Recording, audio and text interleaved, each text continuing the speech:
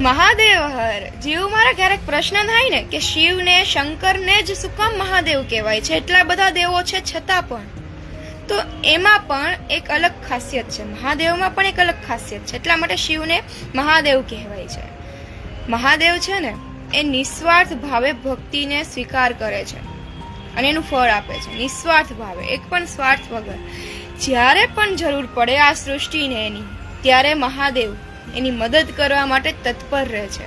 જ્યારે સમુદ્ર મંથન થયું દેવો ને દાનવો વચ્ચે, ત્યારે જે હળાહળ વિષ નીકળ્યું, તો એ વિષને પોતાની ચિંતા કર્યા વગર મહાદેવે પોતાના કંઠમાં ધારણ કર્યું. નીલકંઠ કહેવાના હતા.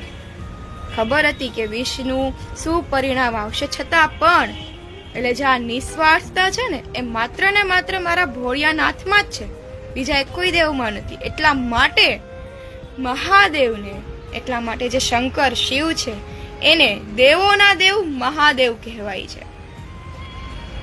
કારણ કે મહાદેવની અંદર કોઈ પણ લાલચ નથી કે કોઈ વસ્તુ પામી લેવાની ઈચ્છા નથી, નિસ્વાર્થતા છે, બસ માત્ર ને માત્ર કરુણા છે અને ભોળા છે.